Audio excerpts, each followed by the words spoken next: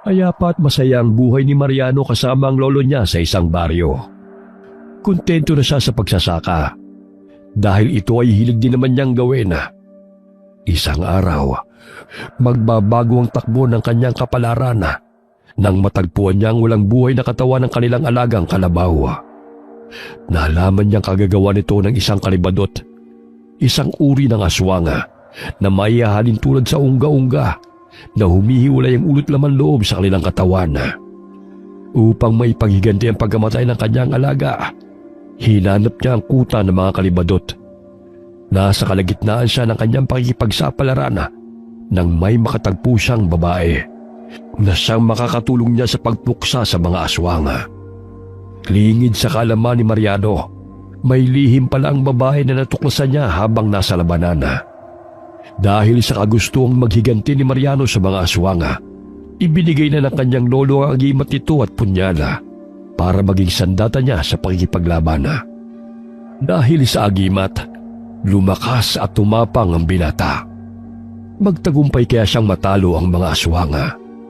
Paano niya haharapin ang babaeng tumutulong sa kanya na maubos ang mga kalaban kung sa huli malalaman niyang isa rin ito sa mga halimaw na kailangan niyang patayin? Pakinggan ang kwentong ihahandog namin sa inyo ngayong araw. O Mariano, nakauwi ka na pala. Ano, kumusta naman ang trabaho mo sa bukid natin? Ayos naman po, Lo. Nakakapagod man pero kinakaya ko po kahit paano. Mabuti naman kung ganon. Ganyan talaga ang trabaho sa bukid na po. Nakakapagod. Pero masarap sa pakiramdam. Lalo na kapag gusto ng puso mong iyong ginagawa. Tama po kayo, Lo. Masaya po ako sa pagiging magsasaka. Kaya nga hindi ko ito iniwan Ganyan din ako noon. Halos magdadalawang buwan na rin pala nung huli ako nagsaka. Ikaw kasi, ayaw mo na akong pagtrabahuin sa bukid. Kaya pa naman sana ng katawan ko. Lolo, ayos lang po ang bukid. Inaasikaso ko naman po ito ng mabuti. Isa pa, ayaw ko lang na nahihirapan kayo. Kaya gusto ko, ako na ang nagtatrabaho doon. Oo na po. Wala naman akong magagawa pa. Siya nga pala. Nabalitaan ko sa ibang mga kababaryo natin na mayroong mga aswang na nananalasa sa lugar natin.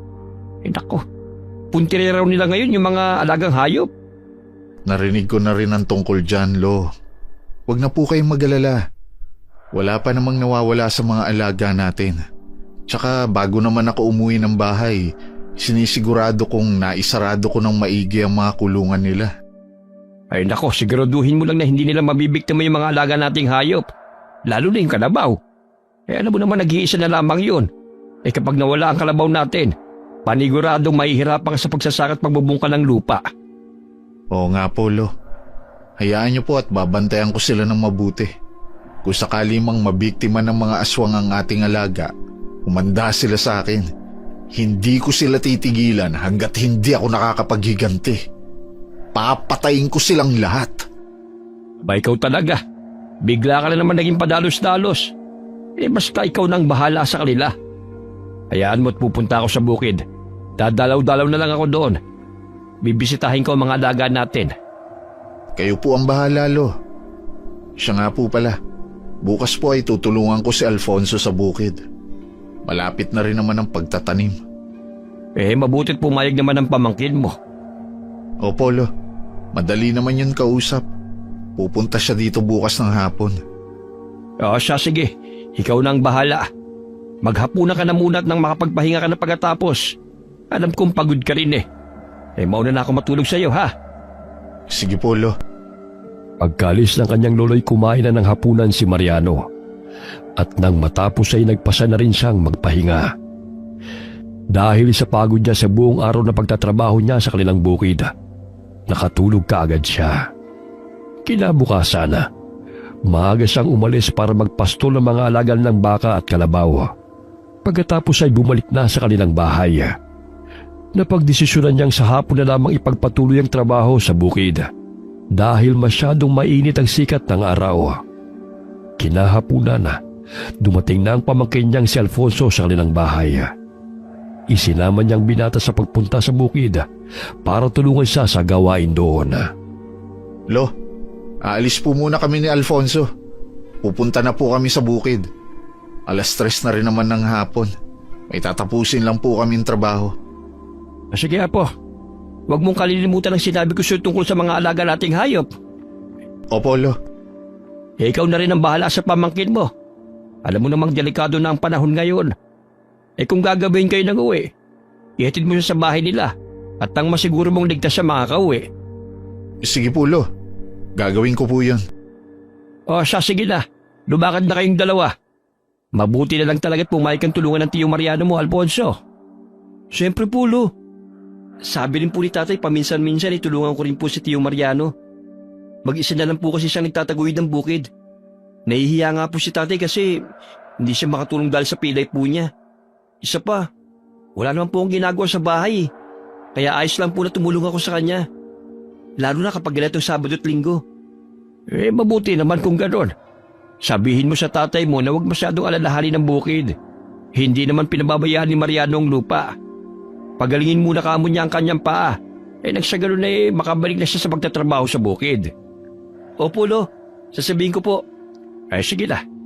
Umalis na kayo't nang matapos nyo kaagad ang trabaho sa bukid. Mag-iingat kayong dalawa ron, ha?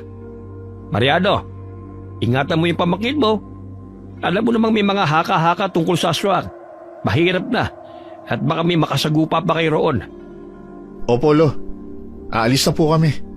Alfonso, tara na.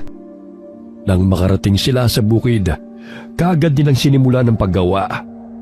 Inaayos nila ang mga pilapila dahil inihahanda na nila ang bukid para sa pagtatanim. Dahil naging abala ang dalawa sa pagtatrabaho, hindi na nila namalaya ng oras. Padilim na nang umawat sila sa ginagawa. Tiyo Mariano, malapit na po ako matapos dito sa ginagawa ko. Mabuti naman. Pagkatapos natin dito, kukunin ko muna ang alaga naming kalabaw na ipinastol ko malapit sa pampang ng ilog. Sige po, Tiyo. Sasama na po kita para makuha po natin agad ang kalabaw. Sige ba? Pagkatapos ay ihahatid na kita sa bahay nyo, gaya na sabi ko kay Lolo Socorro. Alam mo naman yun, masyado matanong.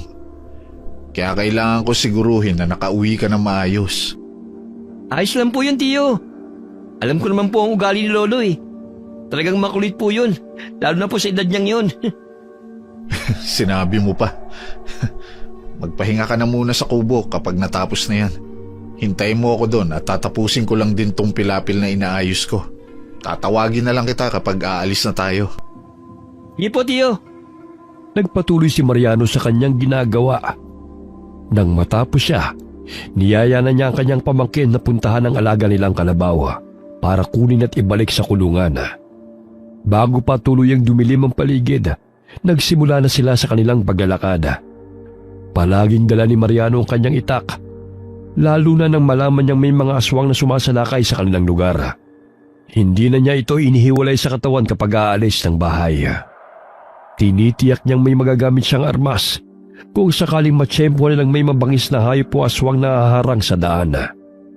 Nang marating na nila ang pangpang ng ilog, kaagad nilang hinanap ang alagang kalabaw. Nakaramdam ng kakaibang kaba si Mariano nang hindi nila makita ang hayop sa lugar kung saan niya ito iniwan. Nasaan na kaya yun?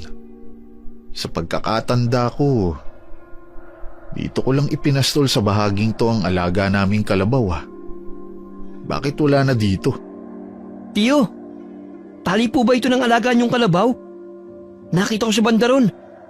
Hindi kayo nakawala yung kalabaw niyo? Oo, yan nga ang kanyang tali. Mukhang naputol ang tali. Mabuti pa nga hanapin muna natin. Sigurado akong nasa paligid lang din yun. Mapapagalitan ako ni Lolo kapag hindi ko nakita ang kalabaw. Palalahian pa naman namin yung para dumami. Sige po, Tiyo. Tutulungan po kita maghanap. Sigurado nasa paligid lang po yun. Hindi naman po yung lalayo. Mabagal naman po maglakad ng kalabaw eh. Doon ka sa bahaging yon. Dito naman ako. Kapag may nakita ka o nangyari sa'yo, sumigaw ka lang at pupuntahan agad kita. Mag-ingat ka, Alfonso. Opo, Tiyo. Kayo rin po. Naglakad sila sa magkabilang direksyon para suyurin ang paligid. At nagbaka sakaling mahanap nila ang nawawalang kalabaw. Makalipas ang halos 10 minuto, narinig ni Marianong sumisigaw si Alfonso. Kaya mabilis siyang tumakbo para punta ng kanyang pamangkin. Alfonso, ayos ka lang ba? Anong nangyari? Tiyo, tignan niyo po. Hindi po ba yun yung alagaan yung kalabaw? Teka. Oo nga, Alfonso. Yan na nga ang kalabaw namin. Hindi. Warak na ang kanyang tiyan at nagkalat na rin ang ibang laman loob sa lupa. Sino ano kaya ang may gawa nito sa alaga namin? Kaya nga po ako napasigaw eh. Hindi kaya mabangis na hayop may pakananan.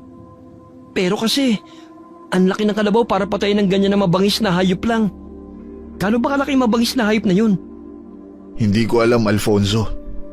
May kakaibang kutob akong hindi isang simpleng hayop lang ang may gawa niyan sa alaga naming kalabaw.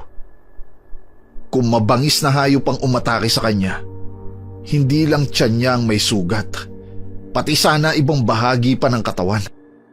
Ano pong ibig niyo sabihin, Tiyo? May ibang nilalang po ang umatake sa alaga niyo? Posibleng gano'n na nga. Malakas ang hinala kung aswang ang bumiktima sa alaga namin yan. Hindi ako pwedeng magkamali dahil... Tiyo, tignan mo po sa baging to. May mga bakas po ng dugo. Siguro gawa ito ng kung anumang nilalang na pumatay sa kalabaw niyo. Tama ka nga, Alfonso. Dugo nga to. Ang mabuti pa ay sundan natin at nang makumpirma ko kung tama ang aking hinala. Kapag nahuli ko talaga ang may gawa nito sa alaga namin, hindi ko siya hahayaang makatakas pa. Papatayin ko rin siya. Tara na, Alfonso. Sige po, Tiyo. Susunod lang po ako sa likuran niyo. Mauna na po kayo. O sige, basta huwag kang hihiwalay sa akin. Dumikit ka lang sa tabi ko. Mahirap na at baka pati ikaw ay mapahamak pa. Mapapagalitan ako ni Lolo at ng tatay mo. Opo, hindi po ako lalayo sa inyo. Natatakot din po ako sa makikita natin. Huwag kang mag-alala. Ako ang bahala sa'yo. Sinundan nila kung saan patungo ang bakas ng dugo na kanilang nakita. Ganun na lamang ang gulat nila dahil nakarating sila sa loob ng gubat. Hindi sila tumigil sa pagsunod sa bakas ng dugo na nasa lupa hanggang sa may narinig silang ingay sa di kalayuan. Nagtaka pa si Mariano dahil kakaiba ang ingay na naririnig nila. Katulad ito ng tulog ng tali na pinapaikot sa ere. Nagpasa silang alamin kung sino ang may gawa nun. Inalam din nila kung saan bahagi ito nagmumula. Napatigil sila sa kanilang paglalakad nang malamang nasa malapit na ang gumagawa ng ingay. Nagtago sila sa likod ng puno nang makitang nakalutang na ulo ng tao na merong nakalawit na laman loob. Tiyo Mariano, ano naman po ang nilalang na yan? Hindi kaya siyang pumatay sa alagaan yung kalabaw? Tama nga ang kutob ko, Alfonso. Aswang ang nilalang na yan. Sigurado akong siyang pumatay sa kalabaw namin. Ano pong gagawin niyo? Umuwi na po tayo. Sabihin natin kay Lolo Socorro ang nangyari. Hindi tayo uuwi, Alfonso.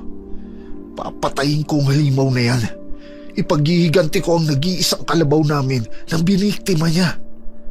Dapat niyang pagbayaran ang ginawa niya. Ano pong pinaplano niyo? Baka pong mapahama kayo sa gagawin niyo. Huwag mo akong alalahanin. Magtago ka lang dito sa likod ng punong to. Huwag kang lalabas kahit na anong mangyari. Ako nang bahala sa aswang na yan. Hindi ko siya hayaang makatakas pa. Ang mga gaya niyang halangang bituka ay hindi na dapat binubuhay. Mag-iingat po kayo. Bumalik po kayo kagad dito. Natatakot po kasi ako para sa inyo eh. Mukha pong malakas ang halimaw na yan kahit walang katawan. Paano mo nasabing malakas? Kasi po halimaw siya. Lahat naman po ng halimaw ay malakas at nakakatakot, di ba? Malalaman natin. Pero mukha naman siyang walang laman. Kasi nga ulo at saka bituka lang ang meron siya. Wala nga kahit kamay. Paano siya makakapanakit? Basta mag-iingat po kayo, Tiyo. Oo. Huwag kang aalis dyan. Hoy, halimaw! Harapin mo ako! Anong ginawa mo sa alaga kong kalabaw, ha? Walang hiya ka! Tatagayin kita nitong itak ko hanggang mabasag yung ulo mo! Ay, gumalaw siya. Tumingin siya sa akin. Ang mata niya, nakakatakot ang pagkapula. Parang nagbabagang uling. Hindi. Ang bilis ng galaw niya. Papalapit na siya sa akin. Tio Mariano! Umalis na po tayo! Takbo na! Susugod na siya sa inyo! Alfonso! Bumalik ka sa pinagtataguan mo! Hindi ba't sinabi ko sa'yo huwag kang lalabas doon kahit na anong mangyari? Bakit ka tumakbo dito? Sige na! Balik doon! Ang halimaw! Nandiyan na! Nakakatakot ang mukha niya! Tapos ang bituka niya! Parang latagong nagagalawan! Umalis ka na, Alfonso! Dali na! Yari sa itak ko ang halimaw na yan. Hindi yan sasantuhin ang bagong hasang talim nito. Namnamin mo ang talim nitong itak ko! Hayop kang aswang ka! Sige, lapit! Nang magkaputol-putol ang bituka mo! Nang makalapit ang aswang kay Mariano, sinalubong niya ito ng taga. Pero mabilis na nakaiwas ang halimaw. Lumipad itong paikot sa kanyang likuran. Pagkatapos ay muling sumugod. Bumuwal sa lupa ang binata ng hagupitin siya ng nakalawit na bituka ng aswang. Lalapitan pa sana siya ng pamangkin, pero hinagupit din ito ng halimaw. Nakaiwas naman si Alfonso at mabilis na nagtago sa isang puno. Nakakuha ng pagkakataong makatayo si Mariano at mabilis niyang hinawakan ng nakalawit na bituka ng aswang. Nakipambuno siya sa halimaw kahit na mabilis ang kilos nito. Lumilipad-lipad ng paikot ang halimaw hanggang sa mahilo na si Mariano. Binitiwan niya ang bituka nito bago pa siya sumalpok sa isang puno dahil tinatangay siya ng halimaw. Dinampot niya ang itak na nahulog sa lupa at inamban uli ng taga ang halimaw. Pinuntirya ang nakalawit itong laman loob. Pero parang tela itong sumasabay lamang sa hangin kapag umiiwas. Dahil doon nahirapan ang binata sa pagkipaglaban, hindi man lamang niya magawang sugatan ang nilalang. Sinubukan pa niyang hawakan ng laman loob ng nilalang para ibalibag ito. Pero napahiyaw siya nang pumulupot na sa braso niya ang bituka. Mabilis siyang ibinalibag ng aswang at tumama siya sa malaking puno. Aray ko! Walang hiya ang aswang na yun Tio Mariano, ayos lang po ba kayo? Tulungan ko na po kayong tumayo.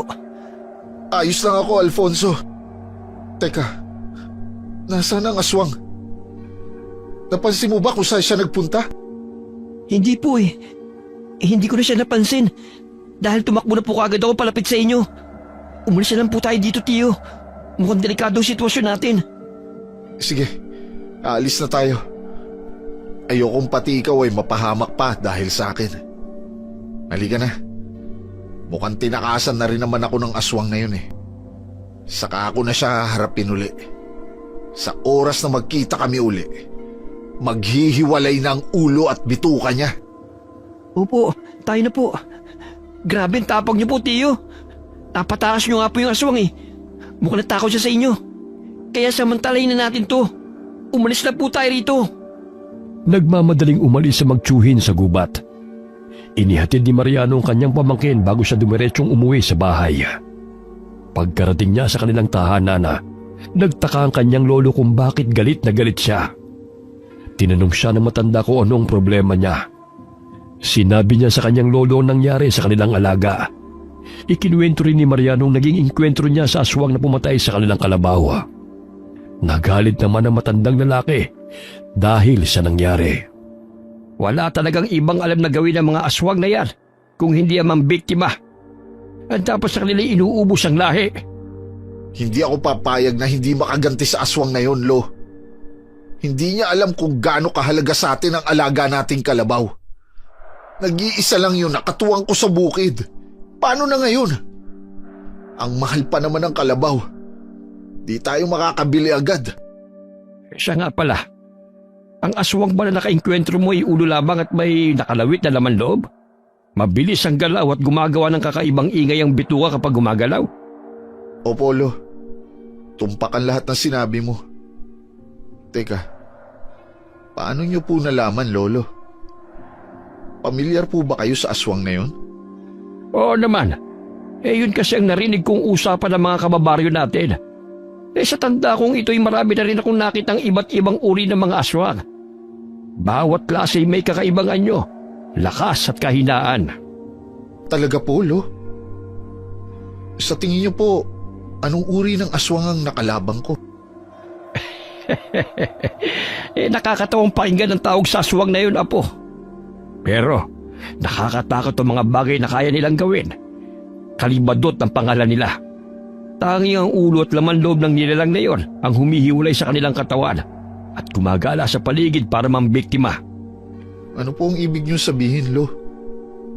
Ano-ano ang mga bagay na kayang gawin ng aswang na yun? Marami, Apo. Maaari lang gamitin ang bituka at dila nila para atakihin at paslangin ang kanilang biktima. Kaya rin nilang ilipad sa ere ang kanilang kalaban at ibagsak sa lupa. Kapag nagawa nilang paslangin ang kanilang biktima, wawakwakin nila ang tiyan at kakainin ang laman loob na siyang nagbibigay sa kanila ng kakaibang lakas. Ganun po ba? Paano mapapaslang ang mga katulad nila? Ano ang kahinaan nila, Lo? Puso. Puso ang kahinaan ng mga aswang na yon. Mapapaslang sila kapag sinaksak, dinukot, o kaya'y dinurog ang kanilang puso. Makikita mo sa kanila na labis nilang pinoprotektahan ng bahaging yon ng kanilang katawan. Dahil dito nakasalalay ang kanilang buhay. Isa pa, kapag hindi sila nakabalik sa katawan nila bago sumikit ang araw, mamamatay sila. Pero, paano po makikita kung nasaan ang katawan ng mga kalibadot? Kadalasan ay sa mismong pinaglulunggan lamang din nila. Marami nagsasabing ibinababad ng mga kalibadot ang katawan nila sa suka nang hindi kaagad ito mabulok. Kapag natuntun mo ito, pwede mong budburan ang asin o kaya sunugin. Nang sa gayon, ay hindi na sila makabalik pa sa kanilang katawan. Tatandaan ko ang lahat ng mga sinabi niyo, Lo. Saan po kaya sila posibleng naglulungga? Sa kagubatan kadalasan naninirahan ng mga kalibadot. Sa katunayan, may balita noon na may kinukutaan ng mga aswang na yun sa kabilang nayon. Kung hindi ako nagkakamali, hanggang ngayon ay naroon pa rin sila. Hayaan niyo, Lo. Kapag nagkataon na may nakita akong kalibadot, hindi ako magdadalawang isip na patayin yun. Sa ngayon, maghapunan na muna tayo at nang makapagpahinga na rin po. Nagutom din ako dahil sa nangyari. Mabuti pa nga, Apo. Hindi mawala sa isipan ng binata ang nangyari sa kanilang alaga at maging ang pakikipaglaban niya sa aswang. Dahil din sa mga nalaman niya tungkol sa mga kalibadot, nakaramdam ng galit si Mariano. Isang takip silim na pagpasa ni Mariano na tunguhin ng gubat. Dala ang kanyang itak.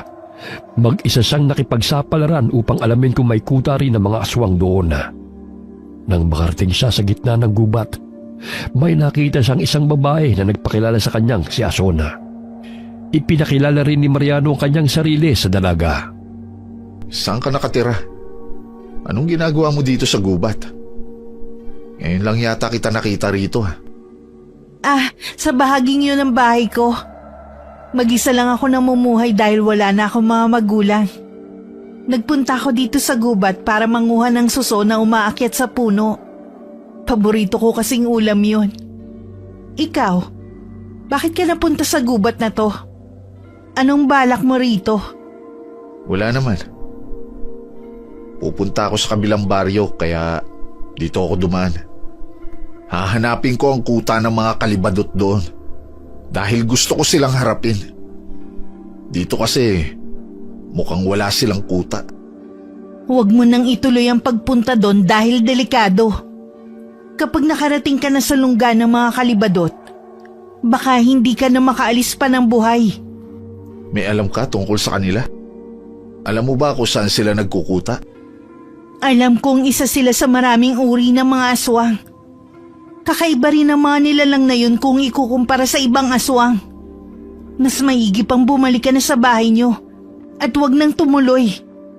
Mapapahama ka lang kapag nagpatuloy ka pa. Hindi! Kailangan ko silang harapin. Pagbabayaran nila ang ginawa nila.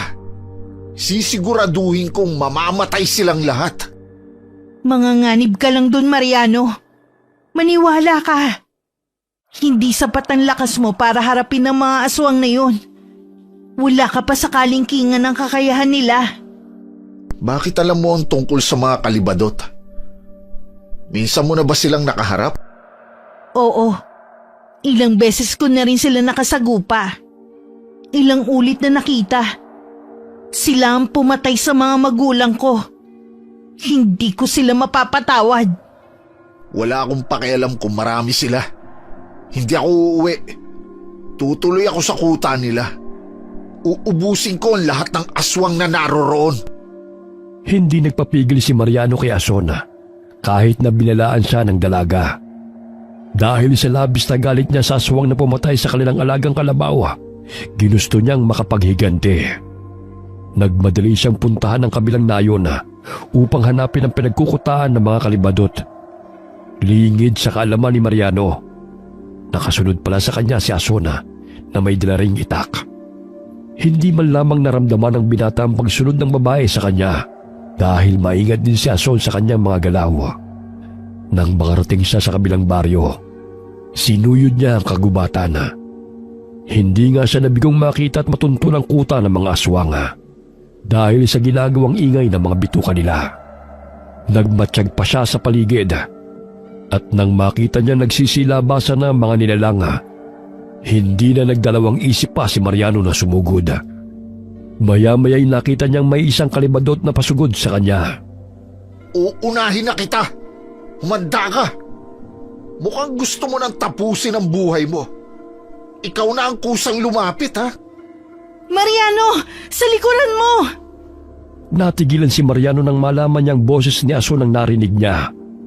Napalingon siya sa dalaga at napakunot noon nang makita niya ang babae. Nang lingunin niyang sinasabi ni Ason, nakita niyang may mga pasugod na aswang, kaya inunan niyang labanan ang mga ito. Ason, bakit ka narito? Sinundan mo ba ako dito? Hindi kita pwedeng pabayaan lang, Mariano.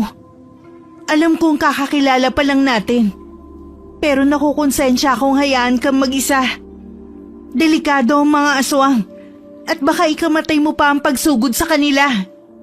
Kailangan ko silang mapatay at nang maipaghiganti ko ang alaga ko.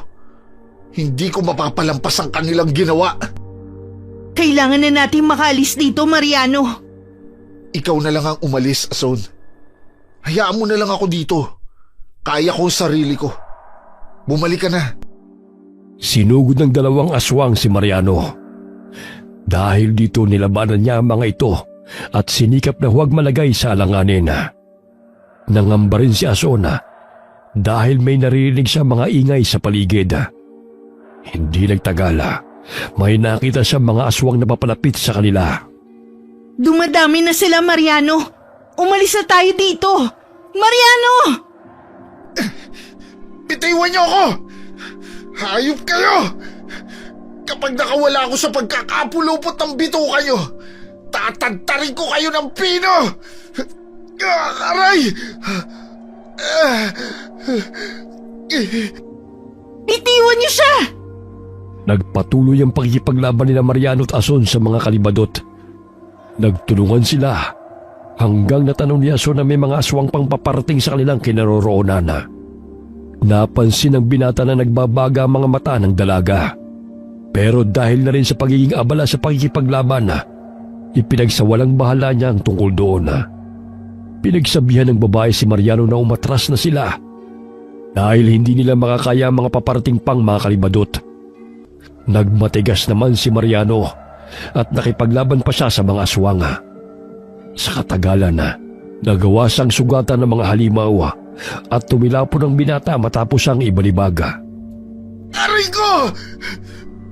Papatayin kitang hayop ka! Kapag nakatayo ako dito! Mariano, hayaan mo na siya. Hindi mo na kaya. Puro sugat na ang katawan mo. Ang sakit na sugat ko! Kailangan kong makatayo! Mariano, tara na. Umalis na tayo. Dahil sa kalagayan mo, Paniguradong mahihirapan na tayo sa sitwasyong to. Hindi ako pwedeng umalis dito hanggat hindi ko sila napapatay, Ason! Pagkakataon ko na to.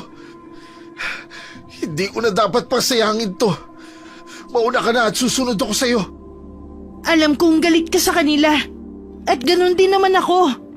Pero sa pagkakataong to ang tumakas ang mainam na gawin. Tayo ang mapapatay nila kung sakaling hindi tayo aalis dito. Halika na bago pa sila makalapit sa atin. Tulungan na kitang makatayo, Mariano. O sige na nga. Tama ka naman. Dahan-dahan lang. Masakit ang sugat ko sa bandang tiyan. Mukhang napuruhan ako eh. Kaya nga mas kailangan nang makalis dito. Marami ka ng sugat na nakuha mula sa kanila, Mariano. Sa sitwasyon mo ngayon, hindi mo na kayang lumaban. Sinasabi ko sa'yong mahina ka pa kung ikukumpara sa kanila. Kaya malabong mapatay mo sila. Teka, bakit mo pala ako tinutulungan? Binalaan na kita, Mariano, pero hindi ka nakinig sa akin. Hindi ko gustong may mapahamak na ibang tao sa kamay ng mga aswang na yun. Kakilala ko man o hindi. Isa pa, alam kong dala ng galit at kapusukan mo. Ikaw mismo ang naglalagay sa sarili mo sa bingit ng kamatayan. Inalalayan ni Ason si Mariano habang tumatakas sila sa mga kalibadot. Laking pasasalamat na lamang nila dahil hindi na sila sinundan pa ng mga aswang.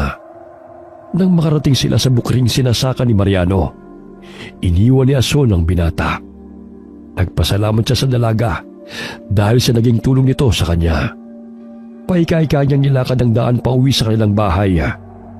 Kahit malayo pa lang sa kanilang tirahan, nagsisigaw na si Mariano at humingi ng tulong sa kanyang lolo. Sakto namang inaabangan din siya ng matanda, kaya sinalubong siya kagad dito nang marinig ang kanyang sigaw. Lo, tulungan niyo po ako. Diyos ko, Mariano. Halika rito, apo. Pumasok tayo sa loob at gagamutin kita. Ano ba nangyari sa iyong bata ka? Bakit ang dami mong sugat? Dahan-dahan po, Lo. Aray! Sige, pumiga ka riyan at kukuha lamang ako ng mga gagamitin ko para gamutin ka. Saglit lamang. Opo. O ito, sandali at pupunasan ko muna ang mga sugat mo. Tiisin mong sakit, apo, ha? Aray ko, Lo. Dahan-dahan po. Ano ba ang nangyari sa'yo? Huwag mong sabihin sa akin na sumugod ka sa kuta ng mga kalimbadot. Ginawa ko nga po yun, Lo. Akala ko makakaya ko sila dahil sa mga nalalaman ko mula sa inyo. Nagkamali pala ako, Lo. Mabuti na lang at nakatakas ako. Hindi nga ako nagkamali sa kutob ko may balak ang punta ng lungga nila. Ang mali ko lamang ay hindi kita pinigilan. Kaya umabot ka sa ganito. Alam ko hindi pa sapat ang lakas mo. At nagkamali ako dahil hindi kita binalaan tungkol doon. Ano pong ibig niyo sabihin, Lo? Bakit po ninyo nasabi na kulang pa ang kakayahan kong labanan sila? Hindi sapat ang abilidad ng isang normal na taong tulad mo para kaharapin ang mga kalibadot. Hindi rin sila basta-basta mga nilalang. Ibabagsik sila at hindi madaling matalo. Kahit alam mo pa ang mga bagay na makakapatay sa kanila, nilagay mo sa panganib ang buhay mo, Mariano. Wala akong pakialam, Lo. Ang gusto ko lang ay makaganti sa mga aswang na yon. Hindi biro ang ginawa ng kalahi nila sa alaga natin, Lo. Nag-iisang kalabaw lang natin yun. At malaki ang tulong nun sa atin. Kahit na, inilagay mo sa peligro ang buhay mo. Sumugod ka rin nang wala kang alam sa pakikipaglaban. Umatake ka rin nang hindi ka handa. Ay tignan mo nangyari sa'yo ngayon. Hindi ako titigil hanggat hindi ko sila nagagantihan, Lo. Magpapagaling lang ako at babalikan ko silang lahat. Salot sila sa buhay natin at maging sa ibang tao. Tatapusin ko lamang ang panggagamot sa'yo. May mahalagang bagay akong ibibigay sa'yo. Alam kong makakatulong sa'yo mga yon kung nais mo talagang lipunin ng mga aswang at maipaghiganti ang ating kalabaw. Ano po ba ang mga bagay na yun, Lo? Nang matapos ngang gamutin ng matanda si Mariano, kinuha nito ang kung anumang bagay na tinutukoy niyang ibibigay sa binata. Ganun na lamang ang pagkamangha ni Mariano nang iabot sa kanya mga bagay na yun. Nakaramdam ng pananabik ang binata dahil unang beses din niyang mahawakan at makita ito. Ito ang medalyon ng trespe ko. Ito ang sinasabi kong ibibigay ko. Siguradong malaki ang may tutulong nito sa'yo. May posibilidad din na kakayanin mo makipaglaban sa mga kalibadot. Ang isang to naman ay punyal. Maaari mong itarak sa puso ng mga kalibadot para sa agaran nilang kamatayan. Kargado na rin ang dasal at orasyon ng punyal na yan, Apo. Ingatan mo sana ang mga ito. Ang ganda ng mga tolo. Mukhang iningatan niyo po ng mahabang panahon. Tama ka, Mariano. Halos 3 dekada ko na rin itinatagot iniingatan ang mga yan. Naisip ko mas kailangan mo ang mga ito ngayon, Apo. Gusto ko lang na kahit papano ligtas ka habang nakikipaglaban sa mga kalibadot. Ayoko mapahama ka dahil lamang sa kanila. Alam kong hindi kita mapipigilan sa mga gusto mo. Nakikita ko sa iyong kabataan ko. Mapusok din ako noon. Salamat, Lo. Pangako, iingatan ko rin po ang mga to. Ibig sabihin po, sa'yo talaga ako nagmana. Ba dapat lang na ingatan mo yan? Magiging kakambal mo na ang mga sandatang yan. Huwag ka mag-alala. Tutulungan kita. Kapag gumaling ka na, sasanayin kita sa pakikipaglaban. Nang sa gayon kapag hinarap mo ang mga aswang na yon, makakaya mo silang sabayan sa labanan at magagawa mo silang buksain. Sige po, Lo. Kapag gumaling ako, magsasanay ako mabuti. Papatayin ko sila at uubusin. Hindi ko hahayaang lumaganap pa sa kanayunan ng kanilang kasamaan. Nagpagaling nga si Mariano mula sa mga natamo niyang sugat dahil sa pakikipaglaban sa mga kalibadot.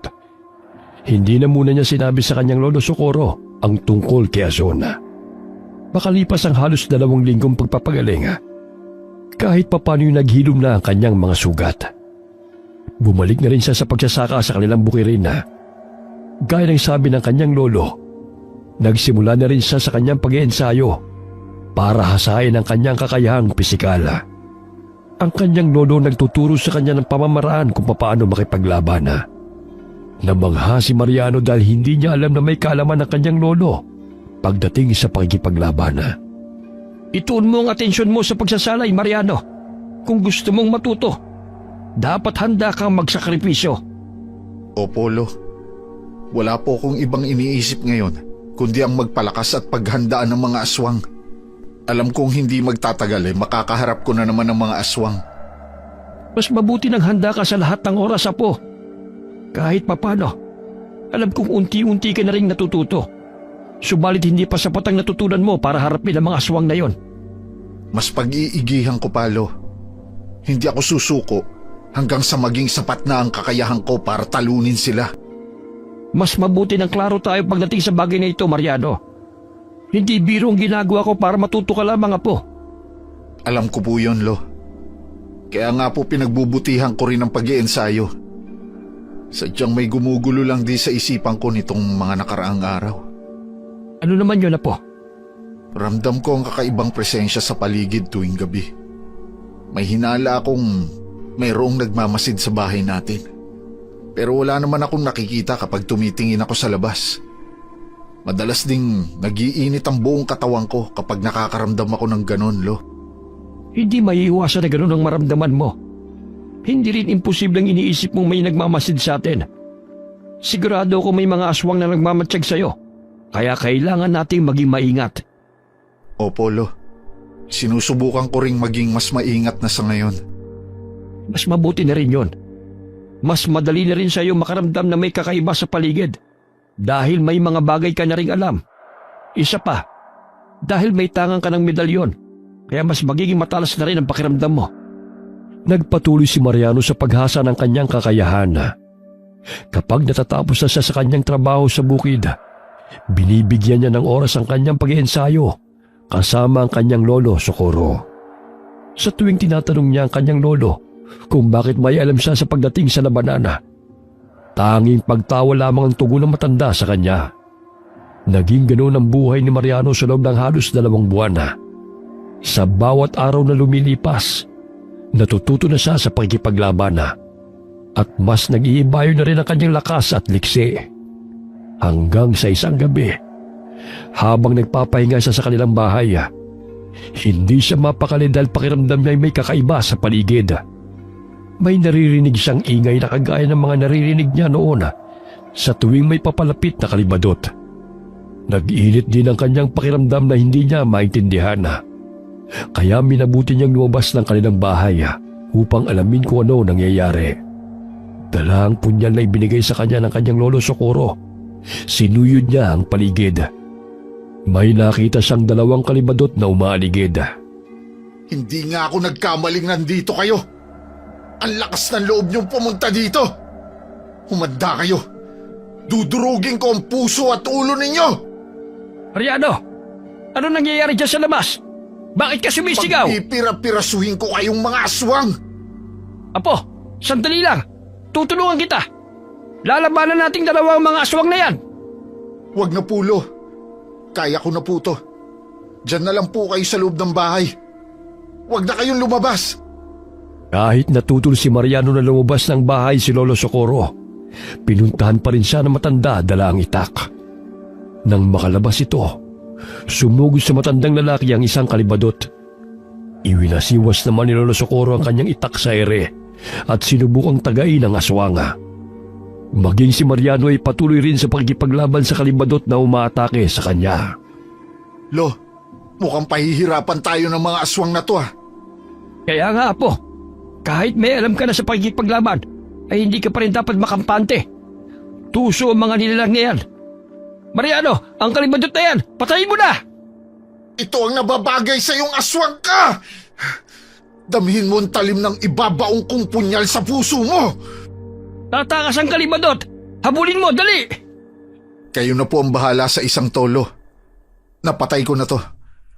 Ililibing nyo na lang po o kaya ay sunugin. Hahabulin ko lang po ang isang yon at nang hindi na makapagsumbong sa iba pa niyang mga kasamahan. Sige, Apo, mag-iingat ka! Bumalik ka kaagad kapag natapos mo ng pasalangin ng aswang na yan! Hinabol ni Mariano ang kalibadot na nakatakas. Namanghang binata dahil sa bilis niya habang tumatakbo siya.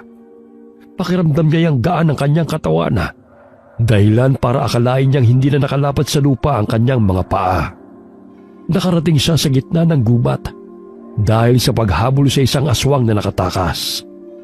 Nang naroon na siya, nagulat si Mariano dahil maraming mga kalibadot na nakaabang sa kanya at inaasahan ng mga ito ang kanyang pagdating.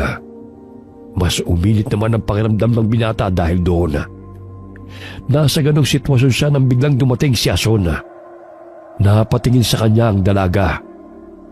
Napansin niyang galit na nakatitig ang ibang kalibadot kay Ason. Anong ginagawa mo dito, Ason? Bakit ka nagpunta dito? Nagkataon lang na napadpad ako rito, Mariano. May mga napansin akong kalibadot na dumaan kanina sa bahay. Kaya sinundan ko. Napansin kong nagmamadali sila sa kanilang kilos. Hindi ko akalaing ikaw pala ang kakaharapin nila. Umalis ka na at ako nang bahala sa kanila. Teka, bakit hindi ka mapakali, Ason? Nakakaramdam ka ba ng takot sa mga kalibadot? Hindi ako natatakot sa kanila Ituon mo ang pansin mo sa mga aswang at huwag sa akin. O sige, sabi mo Humanda ka dahil sigurado akong susugod sila sa atin. Iyan na nga sila. Susugurin na nila tayo. Maghiwalay tayo ng pwesto at nang hindi tayo madaling masukol ng mga to. Sige, puntiryahin mo lang ang puso nila. Sigurado naman akong alam mo ang tungkol doon. Napatango si Mariano sa sinabi ni Ason. Sumigaw siya para bantaan ang mga aswang para sa buhay nila. Napahiyaw din si Ason dahil sa matinding galit niya sa mga kalibadot. Nang magsimula ng sumugod ang mga aswang sa kanila, nilabanan nila ang mga ito ng buong tapang. Inihanda ni Mariano ang kanyang punyala. Hinatak niyang nakalawit na bitukan ng isang aswang. At nang itatarak na sana niya ang punyala, pilit namang nagpumiglas ang halimaw. Nagtaka ang binata dahil bigla na lang natakot ang aswang nang makita siya ng malapitan. Nang mabitiwan niya ito, mabilis na tumakas ang halimaw. Gusto pa sanang sundan ni Mariano ang mga ito, pero pinigilan siya ni Ason. Mariano, tumigil ka! Huwag mo na silang habulin! Hindi sila dapat makatakas. Hindi ko pa sila nauubos. Wala pa nga akong ginagawa eh. Bakit parang natakot sila? Dahil kaya sa punyal ko na to? Patalim lang naman to ha. Nakakatakot ba to? Bahala ka, Mariano. Kung gusto mo mapahamak tulad na nangyari sa'yo noon, gawin mo ang gusto mo. Ang tigas talaga ng ulo mo. Hindi ka nag-iisip. Hindi sila takot. Baka mamaya pinapasunod ka talaga nila. Tapos may inihanda silang patibong sa'yo sa lugar na yon. Huwag ka nga magtapang-tapangan. Nag-iisa ka lang. Kumpara sa kanila na isang buong lahi ang nakaabang sa'yo. Saglit na natigilan si Mariano dahil sa sinabi ni Asona. Pilit naman niyang pinakalma ang sarili habang inihahatid ng tanaw ang mga kalibadot. Hindi mo ba naiisip na kung hindi ko sila susundan ngayon, posibleng mas lalala pa ang sitwasyon? Kaya ko rin naman silang harapin sa pagkakataong to. Alam kong makakaya ko silang talunin. Kung yan ang paniniwala mo, sige, sundan mo sila. Ang masasabi ko lang sa'yo, hindi sa lahat ng oras galit mo ang paiiralin mo, Mariano. May tamang oras para sa lahat. Tamang oras din naman ngayon ah. Bakit nga ba ako nakikinig sa'yo? Sana kung nahabol ko na sila, baka nagawa ko na silang patayin. O bakit hindi ka nga tumuloy? Eh di sana sa mga oras na to pinagtutulungan ka na nila. Baka nga namatay ka na sa mga kamay nila ngayon. Hindi mangyayari yon, Ason. Kaya ko nang makipaglaban. Hindi ako natatakot sa kanila. Dahil ano? May tangan ka ng agimat? O sige, sabihin na nating meron ka nga at natakot sa'yo ang mga kalibadot na yon. Hindi mo ba naiisip na isang maling galaw mo lang, magiging baliwala na rin yung tangan mo? Paano mo na lamang may tangan ako? Hindi ko naman sinabi sa iyo ah. Hindi na mahalaga kung paano ko na lamang may agimat ka. Pero sana kahit meron ka niyan, huwag ka pa rin magpakakampante sa mga desisyon mo. Kailangan mo pa rin pag-isipan ng lahat, lalo na pagdating sa mga kalibadot. Kaya ba hindi mo sila sinusugod kaagad sa kuta nila? Kahit alam mong kaya mo rin silang patayin? Magaling ka naman sa pakikipaglaban. Ano pa bang pumipigil sa'yo para gawin yun sa kanila? Alalahanin mong sila ang pumatay sa mga magulang mo at dapat ka ring maghiganti. Ginagawa ko rin yun, Mariano. Pero hindi ako katulad mo. Napadalos-dalos lang kung magdesisyon. Bahala na. Maiwan ka na dito. Nawalan na ako ng gana. Mas pinili na lamang ni Mariano na umuwi sa kanilang bahay. Napaisip din siyang tama si Ason sa kanyang mga sinabi. Kahit alam ng binata na posibleng makaya niya nang makipaglaban sa mga aswang na yun, kailangan niyang manigurado para hindi na maulit ang naging sitwasyon niya noon. Nang makarating siya sa kanilang bahay, naabutan niya ang kanyang lolo na naghihintay sa kanyang pagdating. Kumusta po? Nagawa mo bang paslangin ang nakatakas na kalibadot? Hindi po eh. Tuso ang aswang na yon, Lo. Dinala niya ako sa gitna ng gubat kung saan maraming mga kasamahan niya ang nag-aabang doon. Marahil plinano nilang pagtulungan ako. Ibig sabihin ay nakipaglabang ka sa ibang mga kalibadot na naroon sa gitna ng gubat? Ano nangyari? Nagawa mo bang paslangin silang lahat? Hindi po, Lolo. Nagtataka nga ako dahil nagsialisan sila. Mukhang natakot yata kaya nagsitakas. Marahil nalaman nilang may tangan kang medalyon. Isa pa, baka naisip nilang may kaalaman ka na sa pagkipaglaban. Hindi tulad nung una kanilang makainkwentro. Baka nga po ganun, Lo. Mas maigi na rin matakot sila sa akin nang sa ganun ay isipin nilang hindi nila ako basta-bastang matatalo. Sisiguraduhin kong sa susunod na makaharap ko sila, magagawa ko ng pag-ubos sa lahi nila. Darating din ang panahong yun na po. Sa ngayon mas mabuti pa siguro magpahinga na muna tayo. Sige po, Lo. Medyo napagod din po ako sa pakikipaglaban eh. Sige na, pumasok ka na sa silid mo at magpahinga ka na. Habang nagpapahinga ang binata sa kanyang silid, hindi mawala sa isipan niya si Ason. Nagtaka siya kung bakit napakagaling ng babae sa pakikipaglaban at halatang sanay ito makipaglaban sa mga kalibadot. Isa pa sa iniisip ng binata, bakit sa tuwing nalalagay siya sa ganong sitwasyon ay sumusulpot si Ason. Sinasamahan pa siya sa tuwing ramdam ng dalaga na may panganib siyang kinakaharap. Dahil mas gustong palakasin ni Mariano ang kanyang sarili, minabuti niyang ipagpatuloy ang pag-iensayo pagkatapos siya magtrabaho sa kanilang bukid. Nagpasya rin ang binata na magmatsyag sa kanilang bukirin tuwing gabi, lalo na at may mga alaga pa silang bakang naroroon. Lo, gusto ko lang na magpasalamat dahil sa ibinigay niyong medalyon sa akin. Dahil po dito, ramdam kong mas nadagdagan ang lakas at bilis ko. Lalo na kapag nakikipaglaban ako sa mga kalibadot. Nako apo, ayoko lamang na mapahamak ka. Kahit hanggat makakaya kong gabayan at tulungan ka, gagawin ko. Bawat araw na dumadaan, mas nadadagdagan ang kagustuhan ko na mapatay ang mga aswang. Wala pa mang nangyayaring pambibiktima sa ating baryo. Pero dapat hindi tayo makampante. Talagang dapat ay hindi tayo maging kampante sa panahon ngayon. Talamak na ang pambibiktima sa ibang baryo. Malamang sa mga susunod na araw dito na sila maghahasik ng lagim. Ha?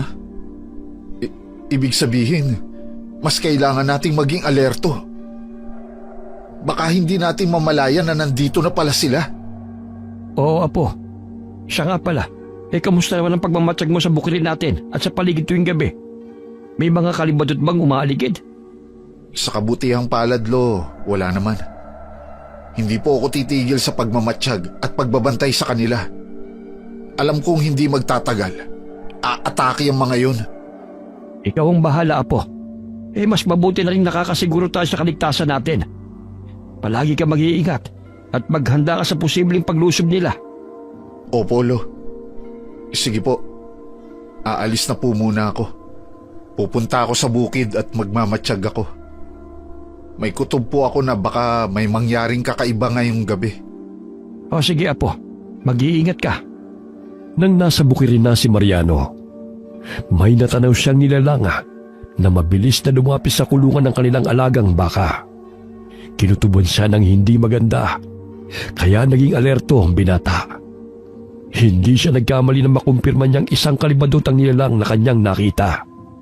Tumakbo siya palapit sa halimaw at sinigawan niya ito para kunin ang atensyon. Pagkalingon ng nilalang sa kanya, nataranta ito at nagmamadaling umalis. Walang ibang naisip si Mariano kundi ang sundan yun. Dahil sa ginawa niya, nakarating siya sa gubat. Nagtaka pa siya nang hindi niya na makita ang nilalang na kanyang hinabol. Sinubukan niyang hanapin ito hanggang sa may narinig siyang kaluskos. Dahil sa kuryosidad, inalam niya kung ano o sino ang may gawa ng ingay. Napanganga siya at natigilan nang biglang tumambad sa kanya si Ason. Ason? Anong ginagawa mo riyan? Nagbabantay ng aswang. May umaaligid kanina sa bahay ko kaya lumabas ako para tingnan. Nakita ko ang isang kalibadot. Sinundan ko kaya nakarating ako dito. Ikaw, anong ginagawa mo dito sa gubat? May sinusundan din akong kalibadot na mambibiktima sana sa alaga namin baka. Biglang nawala at hindi ko na alam kung saan nagpunta. Baka iisang aswang lang ang nakita natin. Siguradong nakalayo na yun ngayon, Mariano. Kaya nga hindi ko rin nasundan kung saang bahagi nagpunta. Ayos ka lang ba, Ason? Bakit balisa ka? Ayos lang ako. Huwag mo kong intindihin. Ganun ba? Siya nga pala. Ilang beses na tayong nagkikita at nagkakasamang makipaglaban sa mga kalibadot. Nagtataka na ako. Bakit ganun ka kagaling makipaglaban sa kanila? Gamay mo ang mga galaw nila. Ilang beses ko na sila nakaengkwentro noon. Isa pa minamatyagan ko sila. Kaya kahit papano, may alam din ako kung paano sila labanan. Talaga ba, Ason? Hindi kaya isa ka rin sa kanila? Kaya madalas kitang matsyempohan dito. Dahil kahit ikaw ay naglilibot para maghanap ng mabibiktima. Sino ka ba talaga, ha, Ason? Hindi Nagkataon lang ang lahat, Mariano. Hindi mo na dapat malaman kung sino talaga ako. Sige, sabi mo eh. Hindi maganda ang pakiramdam ko dito Ramdam mo rin bang may mga nakamasid sa atin? Nararamdaman ko rin sila. Ang mas mabuti pa maghanda tayo. At baka sumugod sila. Sandali. May mga naririnig akong ingay. Tingnan mo.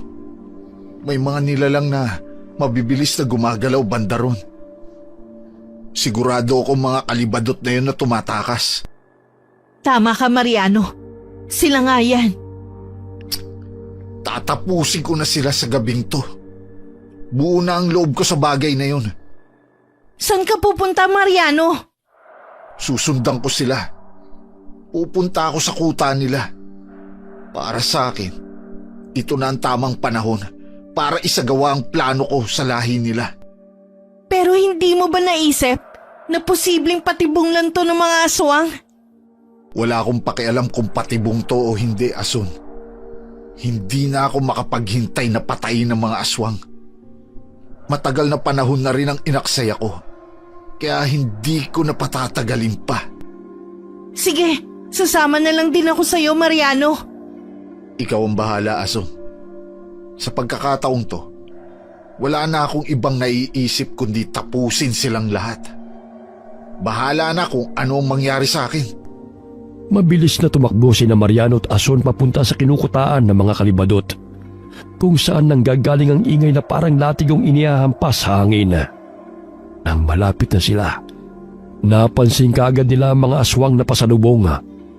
Pinaghandaan naman ni Mariano ang bawat kalibadot na handang umatake sa kanila. Gamit ang kanyang itak at ang ibinigay na punyal ng kanyang lolo Socorro, pinupuntirya kaagad ng binata ang puso ng mga aswang. Dahil sa ginagawang yun ni Mariano sa mga kalibadot, ilan na sa mga nilalang ang nagawa niyang pabagsakin. Nagulat naman ang mga aswang dahil mas lalong lumakas at lumiksi ang binata. Kaya bawat pagsugod nila kay Mariano ay bakas ang takot sa kanilang mga mukha. Kahit ganoon, patuloy pa rin sila sa pag-atake sa lalaki. Sa gabing ito, matatapos na ang kasamaan ninyong lahat! Teka, nasaan si Azon? Bakit bigla siyang nawala? Alam ko, kasunod ko lang siya. Hindi kaya nasukol agad siya ng mga aswang? Mahinang babae. Akala ko pa naman ay talagang malakas siya.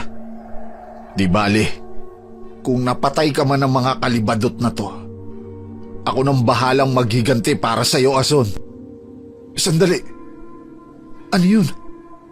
Bakit may isang kalibadot na kumakalaban sa kapwa niya, aswang? Hindi. Papalapit sa akin yung iba. Tutulungan kitang paslangin sila. Kung kailangan mo na sa klolo, sumigaw ka lang. Teka, sino ka ba? Isa ka ring kalibadot tulad nila. Bakit mo tinatraidor ang mga kalahi mo? Hindi na mahalaga ang bagay na yun sa ngayon. Makipaglaban na muna tayo sa kanila. Naiwan na kita at ako na lang ang bahala sa ibang aswang na lumalapit sa'yo. Sige. Ikaw ang bahala. Hindi kaya siya si Azon? Pareho sila ng boses. Medyo garalgal nga lang yung boses ng aswang na to. Saka, nakakapagtaka naman at tinakpan pa ng kalibadot na yun ang mukha niya. May itinatago ba siya? Nasaan na ba si Azon? At bigla na lang siyang nawala. Paano kung nahuli na nga siya ng mga kalibadot at pinatay? Pagkatapos ko makipaglaban sa mga aswang na to, hahanapin ko siya. Kailangan ko ding dumikit sa kalibadot na yon para malaman kung siya ba si Azon. Nakipaglaban si Mariano sa mga kalibadot na sumusugod sa kanya. Hindi rin niya mapigilan na mag-alala para kay Azon, lalo na't hindi niya nakikita ang dalaga. Napatingin din siya sa isang kalibadot na nakikipaglaban sa kanyang kalahi. Napakahusay nitong makipaglaban.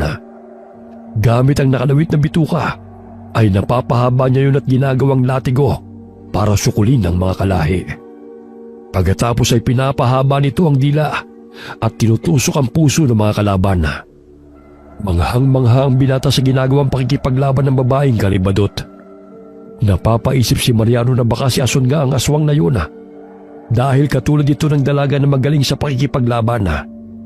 Napangangapa ang binata sa pagkamangha dahil nakikita niya ang mabibilis na galaw ng mga nilalang sa ere. Kaya hindi rin niya gaanong nasusundan ang kanilang mga kilos. Tanging nakikita na lang niya ang mga bituka nilang naghahampasan at ang mga dilang humahaba para atakihin ang puso ng bawat isa. Bawat kalibadot naman na sumusugod kay Mariano ay tinataga niya gamit ang kanyang itak. Pagkatapos ay sinasaksak niya ng punyal sa puso kapag bumagsak na sa lupa. Dahil doon ay nagagawa niyang patayin ang mga ito. Habang tumatagal ang kanyang pakikipaglaban, napansin ang binata na mas dumarami pa ang mga aswang at para bang hindi nababawasan ang bilang nila. Napahiyaw na lamang si Mariano nang hindi niya inaasang tangayin siya ng isang nilalang at inilipad siya nito pataas. Nagpumiglas ang binata at sinubukang makawala sa kalibadot hanggang sa tuluyan siyang nabitiwan nito. Nakaramdam ng pagkabahala si Mariano dahil alam niyang kapag bumagsak siya sa lupa mula sa ere ay mababali ang mga buto niya at tiyak na masusugatan. Walang iya ka! Kailangan kong makalapag na ligtas sa lupa. Pero paano? Ayos ka lang ba? Hindi siyempre. Nakita mo ba ang lagay ko? Tinatangay niya ako. Tulungan mo kaya ako kaysa nagtatanong ka pa dyan. Oo na, sandali lang. Nandyan na ako. Huwag naman masyadong malakas ang paghampas mo ng dila sa kanya. Baka bitawan ako nito. Tumahimik ka nga. Hindi ako makapag-isip ng maayos sa'yo. Napakadaldal mo. Para kang hindi lalaki. Ayan na nga. Binitawan na ako. Kasalanan mo to. Tulong! Nahuhulog ako! Huwag mo hahayaang ilipad ka nila. Mabilis kang matatalo kapag nangyari yun. Dahil babagsak ka sa lupa at pwede kang mamatay. Ilalapag lang kita at babalik ako sa pakikipaglaban. Salamat sa pagliligtas mo sa akin. Bakit mo ginagawa ito kahit isa kang kalibadot? Kakaiba ang itsura mo sa malapitan. Nagbabaga ang mga mata mo at makikitaan ang galit. Kulubot pa ang balat ng mukha mo at matutulis ang ngipin. Sino ka ba talaga? Nakakatakot ka naman. Buisit ka. Nagawa mo pang kilatisin ang itsura ko. Nangiinis ka ba? Hindi naman. Inaalam ko lang kung baka ikaw si Azon. Kaso nang matanggal ang telang tumabing sa mukha mo, nakita kong hindi ikaw si Azon kasi hindi naman ganyan ang mukha niya. Maganda yun eh. Isang salita mo na pangit ako, kukunin ko na ang laman loob mo. Pasensya na. Iniisip ko lang naman kung sino ka. Huwag mo na munang isipin ang tungkol sa akin. Ang mas mahalaga ngayon, maubos ang mga aswang na to. Kapag nagawa nating patayin ang lahat ng mga alagad ni Catalina, posibleng makaharap ko na siya. Sino si Catalina? Siya ang pinuno ng mga kalibadot. Mas malakas siya kumpara sa lahat ng mga nakakalaban natin ngayon. Kaya dapat siyang paghandaan. Sige, kapag nakaharap ko na siya, hindi ko nahahayaang mabuhay pa gaya ng mga nasasakupan niya. Maiwan na kita. Maghanda ka. At may mga papalapit sa direksyon mo. Nagpatuloy si Mariano sa pakikipaglaban sa mga kalibadot. Marami na siyang napaslang sa mga aswang. Ganun na lamang ang tuwa niya dahil napansin niyang wala nang dumarating pang kalaban. Nanabig si Mariano sa isiping posible rin niyang makaharap si Catalina. Na ayon sa aswang na tumutulong sa kanya ay pinuno ng mga kalibadot. Maya-maya'y may sumugod na dalawang nilalang. Binilasan ni Mariano ang kanyang galaw. Sa tulong ng kanyang agimat ay nahawakan niya ang mga ito sa ulo at ibinalibag niya sa lupa. Buong lakas na idiniin ni Mariano ang ulo ng mga aswang sa lupa hanggang sa magawa niyang madurog ito. Pagkatapos ay ginala niya ang kanyang paningin para hagilapin kung nasaan na ang babaeng aswang na tumutulong sa kanya. Napansin niyang wala na ito sa paligid, kaya kaagad niyang hinanap. Habang hinahanap niya ang babaeng aswang, ay may narinig siyang pag-ungol sa di kalayuan. Nagulat nga siya na matagpuan ang pinagmumulan ng ingay at nakita roon ang isang babaeng pamilyar sa kanya. Ason? Ikaw ba yan? Mariano, Isa kang kalibadot?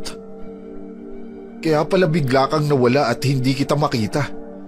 Ikaw ba ang tumulong sa akin na makipaglaban sa mga aswang? Huwag ka nang tumanggi. Kitang-kita ko kung paano ka bumalik sa katawan mo. oo Mariano. Isa rin akong aswang. Tama ka. Ako nga yung aswang na tumutulong sa'yo kanina. Bakit hindi mo na lang sinabi sa akin na kauri mo pala ang mga nilalang na gusto kong paghigantihan? Alam kong galit ka sa mga kalahi ko. Naisip kong kapag nalaman mong isa rin akong kalibadot, pati ako patayin mo. Nang hindi ko pa nagagawa ang plano kong makapaghiganti kay Catalina. Ang pinunong hindi ko kailanmang matatanggap dahil hindi siya karapat-dapat. Kaya ba sumasama ka sa akin tuwing nilalabanan ko sila? Dahil sa kanya? Tulad mo, gusto ko rin patayin ng mga kalahi ko. Dahil sa kanila, lalo na kay Catalina, kaya namatay ang mga magulang ko. Gusto ko rin gawin sa kanya ang ginawa nila sa aking ama't ina. Alam ko na ngayon kung bakit magaling kang makipaglaban sa mga aswang na yon. Ikaw, ano ba talaga ang dahilan mo? At bakit gusto mong patayin ng mga kalahi ko? Ano nagawa nila sa'yo? At bakit sobrang galit mo sa kanila? Pinatay ng isang kalibadot ang kaisa-isang kalabaw namin. Mahalaga ang hayop na yun sa aming buhay dahil katuwang namin ito sa bukid. Bukod pa doon, nanggugulo na rin sa mga kanayunan ng mga aswang. Kaya kailangan na rin nilang mawala para matigil ang kanilang mga ginagawa. Ibig sabihin, sa inyo ang kalabaw na nakapastol nun sa pampang ng ilog? Paano mo nalaman? Ikaw bang Patawarin mo ko, Mariano. Hindi! Pagbabayaran mo ang ginawa mo, Ason. Pinatunayan mo lang sa akin na katulad ka lang din ng mga kalahi mo. Ang dapat sa'yo, mamatay rin! Sinugod ni Mariano si Ason. Iniiwasan naman siya ng dalaga at hindi siya gumagante sa binata. Nakiusap si Ason kay Mariano na huminahon muna. Ipiniliwanag ng babae na wala siya sa sarili ng mga oras na yun. Sandali lang. Makinig ka muna. Binala kong patayin ang kalabaw pero hindi ko itinuloy. Gutom na ako noon. Pero nilabanan ko. Iniwan ko ang kalabaw na yon. Oo, nasugatan ko siya. Pero hindi ko siya tinuluyan. Patay na ang alaga ko at nagkalat sa lupa ang laman loob at dugo niya. Kung hindi mo pinatay, bakit ganon ang itsura niya? Bakit patay na siya nang makita ko? Buong buhay ko pinipigilan kong kumain ng sariwang karne at uminom ng dugo ng tao o hayop. Madalas na sumasagi sa isipan ko ang pangaral ng aking mga magulang. Kaya nagagawa kong pigilan ang sarili kong mambiktima ng tao.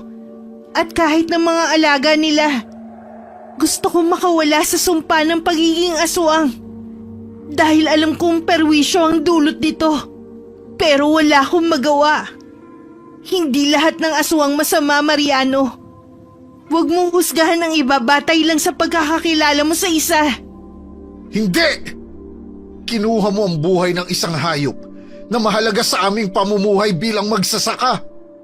Lumapit ka sa akin dahil papatayin kita, Ason! Alam ko may kasalanan ako, Mariano. Pero hindi nga akong pumatay sa alaga mo. Saka isa pa, hindi ito ang oras para maglaban tayong dalawa. Hindi pa natin napapatay si Catalina. Siya ang pinakamasamang aswang na dapat nating tapusin. Lalo na siya na lang ang sinusunod ng mga kalibadot. Kapag nawala siya, mag-aalisan dito ang mga alagad niya. Unahin na muna natin si Catalina. Pagkatapos sige, isusuko ko sa iyo ang sarili ko. Patayin mo ko kung yan ang gusto mo. Wala akong pakialam.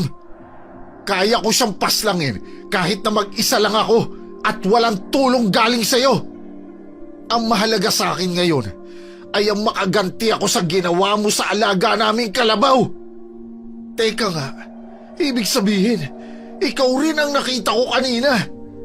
Balak mo ring lapain ang mga alaga naming baka. Nagkakamali ka dahil hindi ako yun. Alagad ni Catalina ang kalibadot na gustong mambiktima sa alaga niyong hayop. Sinundan ko nga lang din ang aswang na yun. Pero hindi ko inaasahan na hinahabol mo na pala siya. Hindi mo na ako maluloko pa, Ason. Labanan mo ko. Lumapit ka sa akin. Gigilitan kita ng leeg hanggang sa mamatay ka. May kalibadot sa likuran mo. Hindi!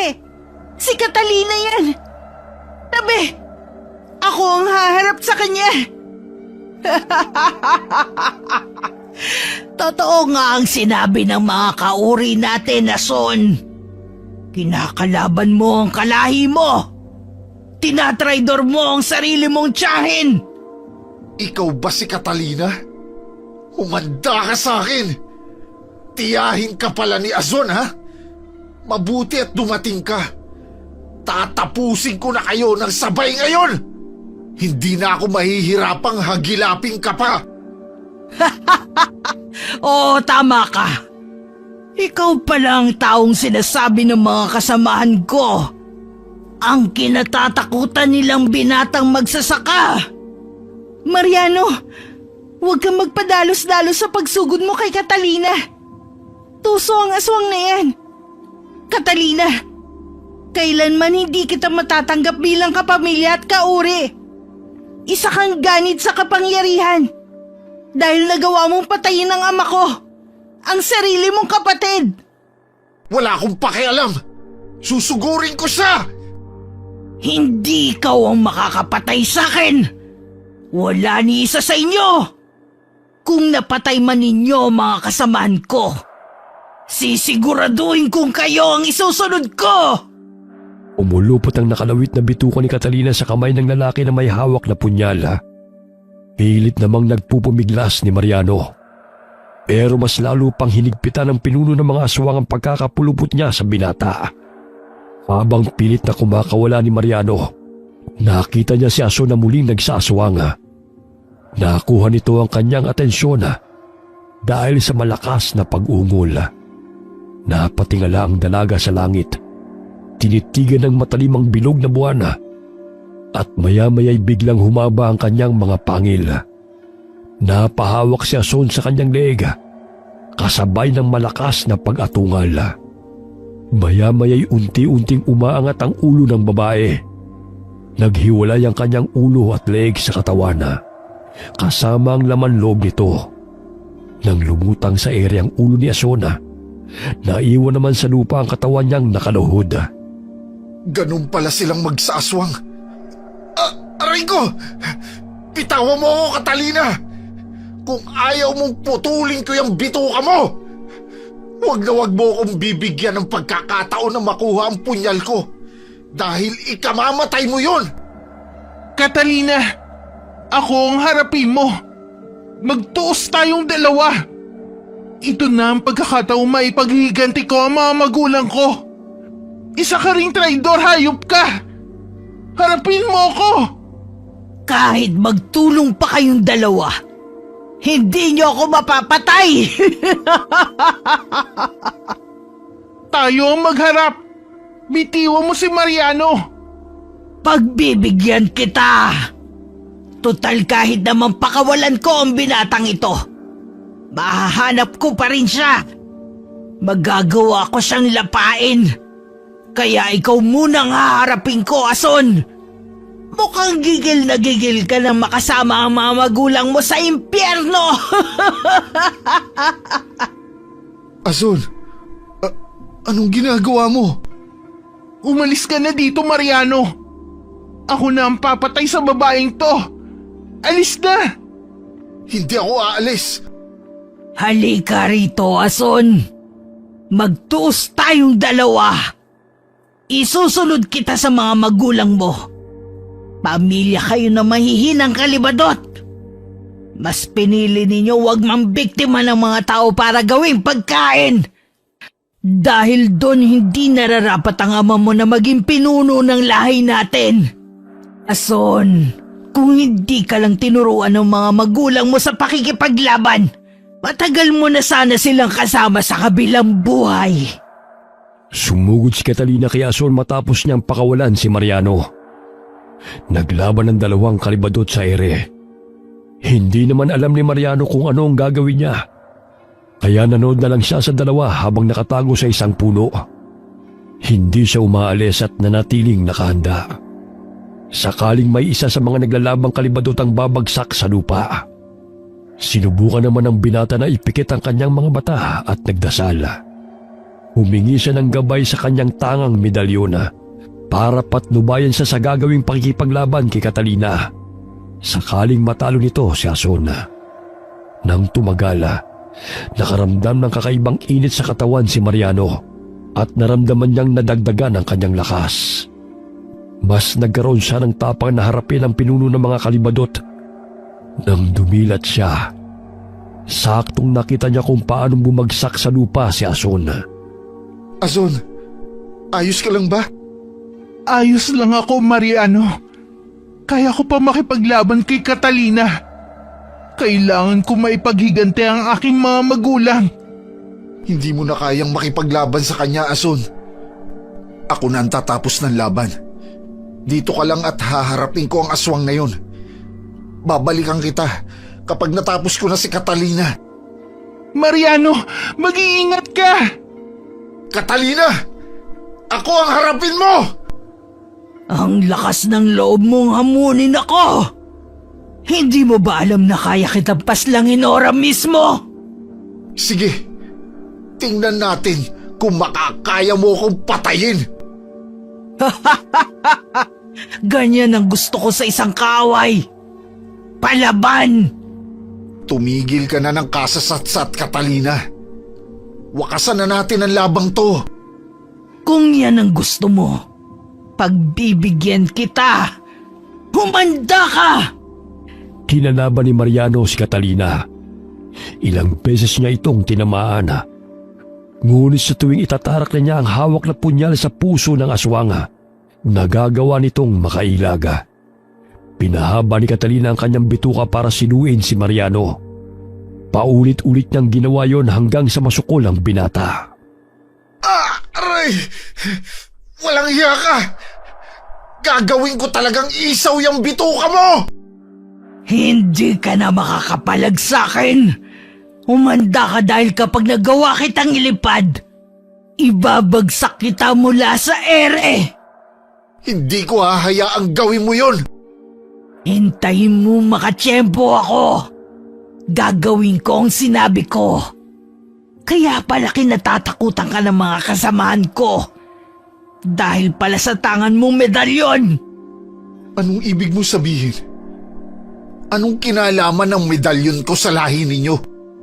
Kung hindi ako nagkakamali, apo ka ni Socorro, hindi ba? Paano mo nalaman ang tungkol doon? Ibig sabihin na hindi mo alam ang tungkol sa lolo mo. Anong sinabi mo? Ang lolo Socorro mo ang pumaslang sa mga kalahi namin noon nang manirahan sila dito sa nayon. Mabuti nga at nagawang mapaslang ni Lolo ang mga kalahi mo nun. Sa pagkakataong ito, ako naman ang wawakas sa lahi ninyo. Nagkakamali ka. Bago mo magawa yon, ikaw muna ang papatayin ko. Isusunod ko rin si Ason kapag natapos na kitang paslangin. Halika rito. Lumipad tayo. Nang magawa kitang ibagsak sa lupa. Magiging madali lang sa akin ang pagpatay sa'yo dahil hindi ka makakaligtas kapag ginawa ko yun. bitiwan mo ako! Hindi mo ako matatangay sa ere! Hindi kita bibitiwan. Sasakaling kita ng mahigpit. At gaya ng ginawa ko kay Ason, gagawin ko rin sa'yo. Humanda ka. Halika. Lumipad tayo. Aray! Anong ginawa mo? Hindi! Nang nasa ere na sila, nagkaroon ng pagkakataon si Mariano na mahawakan ang puso ng pinuno ng mga kalibadot. Dahil doon hindi na niya inaksaya ang kanyang pagkakataon para magawa ang kanyang binabalak. Gamit ang kanyang punyala na nagawa niyang kunin habang abala si Catalina na ilipad siya sa ere. Sunod-sunod niyang sinaksak ang puso ng babaeng kalibadot. Napahiyaw naman ang aswang at dahil yun nga ang kahinaan nila, mabilis siyang bumulusok paibaba. Nabitiwan ni Catalina si Mariano.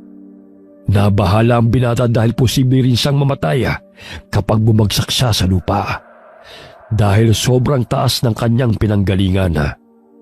Nagulat na lamang si Mariano nang makitang lumilipad papalapit sa kanya si Ason. Nang magawa siyang mahawakan ni Ason gamit ang nakalilay nitong namanloob, sabay silang ligtas na nakalapag sa lupa. Ason, ayos ka lang ba?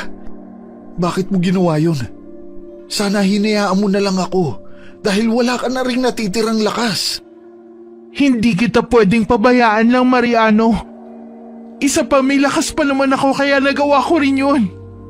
Salamat sa pagliligtas mo sa akin. Si Catalina, puntahan mo siya at patayin mo na ng tuluyan. Dali na, Mariano. Sige, dito ka lang muna. Babalikan kita. Sige na, patayin mo na ako.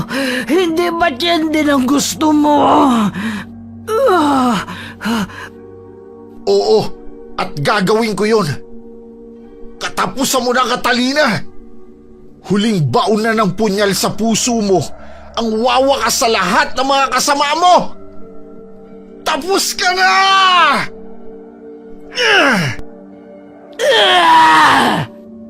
Mariano, tulungan mo ako. Ason, anong gagawin ko? Anong nangyayari sa'yo? Itabi mo ang ulo ko sa aking katawan, Mariano. Sige, Ason. Maraming salamat. Ason, ito na ang katawan mo. Ilalapag na kita. Kitang-kita ni Mariano kung paano bumalik ang laman, loob at ulo ni Ason sa kanyang katawan. Dahil sa sugat na natamo ng dalaga, nanghina ang buong katawan niya. Dahil patay na si Catalina, nagpasa silang puntahan ang kuta ng mga aswanga matapos makabawi ng lakas si Ason. Nang marating nila ito, nagpasa silang sunugin yun. Maging ang katawan ng mga nilalang na sugatan ay isinama rin nila sa pagsunog para masiguro nilang wala nang mabubuhay pa sa kanila. Pero may ibang nakatakas pa rin. Pinigilan ni Ason si Mariano na sundan pa ang mga nakatakas. Dahil ayon sa dalaga, ay hindi na babalik ang mga ito. Nang matupok na ang kuta ng mga kalibadot, nagdesisyon silang lisanin ang lugar. Nangako naman si Mariano kay Ason na tutulungan siyang mawala ang sumpa ng pagiging aswanga. Mariano, humihingi ako ng tawad sa nagawa ko sa alaga niyong kalabaw. Galit ako sa ginawa mo, Ason. Pero hindi ibig sabihin nun ay hindi ko na kayang magpatawad. Isa pa, malaki ang naitulong mo sa akin sa pakikipaglaban sa mga kalibadot. Salamat. Pero hindi talaga akong pumatay sa kalabaw mo. Kaya nga lang wala akong ebidensya. Kaya hayaan mo na. Hindi ko na ilalaban pa. Pasensya na talaga. Pero masaya na ako ngayon. Naipagiganti ko rin sa wakas ang mga magulang ko. Dahil yun sa tulong mo, Mariano. Wala na si Catalina. Kaya sigurado ako magiging tahimik na rin ang buhay mo. At maging ang buhay ng mga tao sa lugar na to. Siguro nga ay may rason kung bakit nangyari ang lahat ng to, Ason. Matutuwa si Lolo Socorro kapag nalaman niyang nagawa kong patay ng mga aswang na yun. Oo nga, panigurado yun. Dadalhin kita sa kakilala kong albularyo, Azon. Alam kong matutulungan ka niya. Magiging matagal man ang gamutan mo. Pero baka magawa niyang matanggal ang sumpa sa'yo. At sabi mo, hindi ka pa nakakatikim ng sariwang karne at dugo, di ba? Oo. May pag-asa pa kayang maging normal na tao ako? Handa kong gawin ang lahat, Mariano, para maging isang normal na tao. Gusto kong mamuhay bilang isang karaniwang tao lang. Mahusay ang albularyo na yon. Matutulungan ka niya. Teka, kung hindi ka kumakain ng tao o hayop, paano ka nabubuhay? Nagiging aswang lang ako sa mga oras o araw na may buwan. Kapag ganon, ikinukulong ko ang sarili ko sa isang malaking kahon at nilalagyan ko ng kandadong gawa sa pilak para hindi ko mabuksan. Tinitiis ko ang gutom. Lumilipas din naman. Ganun ba? Parang bigla akong naawa sa'yo. Bakit ngayon hindi mo ikinulong ang sarili mo? Mula na magpasya akong patayin si Catalina, gumala na ako. Sinanay ko ang sarili ko para lumakas at maging mahusay sa pakikipaglaban para mapantayan ko ang lakas niya. Pero kulang pa rin. Mabuti na lang at nandyan ka. Ikaw ang nakatalo sa kanya, Mariano. Hindi naman yata. Natalo ko lang siya kasi naubos mo na ang lakas niya. Dalawa tayong nakatalo sa kanya. Dahil yun sa nagtulungan tayo at nagkaisa. Siguro nga. Nang sandaling yun, dinala ni Mariano si Azon sa kakilala niyang albularyo. Nang makarating sila roon, inasikaso kaagad ng manggagamot si Azon. Nangako ang albularyo na gagawin ang lahat ng mga kaya niya para maalis ang sumpa ng pagiging aswang sa dalaga. Alam niyang malaki ang tsansa ni Azon na gumaling dahil sinabi ng babae na kahit na kailan ay hindi pa siya nakakatikim ng sariwang karne o dugo ng tao o kahit ng hayop. Naghanda ng isang basong tubig ang albularyo at dinasalan niya ito ng orasyon. Naghanda na rin siya ng palangganang may mainit na tubig para doon may luwa ni Azon ang binhi ng aswang na naging sanhi ng kanyang sumpa.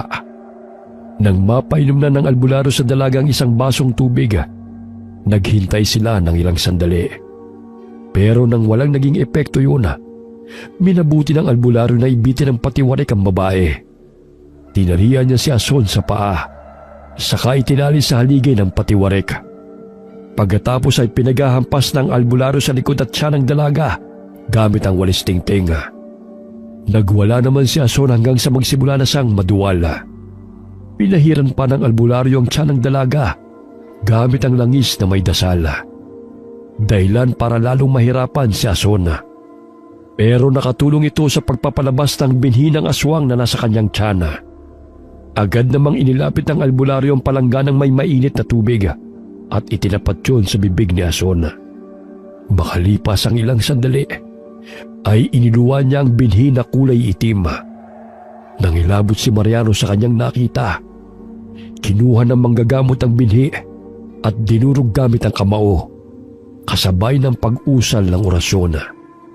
Pagkatapos ay inalis na si Azon sa pagkakatali at pinagpahinga sa isang silid. Sinabi ng albularyo na ilang araw na gamutan pa ang kailangang harapin ni Azon hanggang sa tuluyan na siyang gumaling. Iniwan na muna ni Mariano ang dalaga sa pangangalaga ng albularyo para umuwi sa kanilang bahay. Lolo Socorro! May magandang balita po ako sa inyo. Mabuti naman at nakauwi ka na, Apo. Anong balita sa'yo? Ang tagal mong nawala. Nag-aalala na ako ng husto. Lo, nagawa na po naming patayin ng mga kalibadot. Nagawa ko rin pong patayin ang pinuno nila. Talaga ba, Apo? Magandang balita nga yan kung ganon. Kaya ba ngayon ka lamang nakauwi dahil doon? Opo, Lo. Sinugod ko po sila sa kanilang pinaglulunggaan. Marami po pala sila, pero natalo po namin sila. May ilan ding nakatakas, pero pinabayaan na po namin. Hindi na po siguro babalik ang mga yon dahil sa takot nila. Namin? Ibig sabihin may kasama kang nakipaglaban sa mga kalibadot? Ang totoo niyan, Lo, meron nga po. May nakilala akong isang babae. Siya po madalas ang kasama ko sa pakikipaglaban. Magaling po siyang makipaglaban. Madalas, natsetsempohan niya ako sa gubat na nakikipaglaban sa mga kalibadot. Kaya tinutulungan niya ako. Hayaan niyo, sa susunod po, ipapakilala ko na po siya sa inyo. Sige, basta ang mahalaga ngayon ay napaslang nyo na ang mga aswang. Kampante na rin tayong wala ng mananalasa o susubok namang biktima sa mga tao o hayop sa lugar natin. Oo nga po, Lo. Bakit hindi niyo po sinabi sa akin ang tungkol sa pakikipaglaban niyo noon sa lahi ng mga kalibadot na naninirahan dito? Nalaman ko na lang po sa mismong pinuno ng mga aswang ang tungkol sa inyo at sa ginawa niyo noon sa mga kalahi niya. Kaya pala simula nang mapasakin ang medalyon ng Trespiko niyo at nalaman ng mga aswang, natakot na sila sa akin. Alam mo, wala rin akong balak na sabihin at ibigay sana sa iyong medalyon noong una. Pero dahil sa nangyari at nang makita kitang sugatan dahil sa mga aswang, doon ko naisip na ibigay na lamang sa iyo. Alam kong malaki ang may tutulong ng medalyon dahil sa pagnanais mong maubos sa mga aswang at hindi nga ako nagkamali. Salamat po, Lo. Ipinagkatiwala niyo sa akin ang medalyon at punyal na to. Pangako, hanggang sa nabubuhay ako, pangangalagaan ko ang mga ito. Mabuti naman kung ganoon. Masaya ako sa naging tagumpay mo, Apo. Hindi ako nagsisisi sa ginawa ko. Isa pa, napatunayan mo lang din na karapat-dapat ka. Dahil tulad ko noon, nagawa mo ring lipulin ang lahi ng mga kalibadot. Naging matiwasay ang buhay ni Mariano at ang kanyang lolo Socorro. Matapos ang lahat na nangyari, nagpatuloy naman si Ason sa pagpapagamot sa albularyo. Madalas siyang puntahan ni Mariano upang kumustahin. Hanggang sa lumipas ang ilang buwan at ang pagtitiis ni Ason sa pagpapagamot ay natapos na rin. Tuluyan na siyang gumaling at nakalaya na sa sumpa ng pagiging kalibadot. Dahil doon ipinakilala siya ni Mariano sa kanyang lolo Socorro. Itinago na lamang nila ang tungkol sa nakaraan ng babae na isa siyang dating kalibadot na naging isang normal na tao. Nagpatuloy naman si Mariano sa pag-aasikaso ng kanilang bukirin. Wala rin silang naging pangamba pa dahil wala na ring mga aswang na naghahasik ng lagim sa kanilang lugar. Wakas.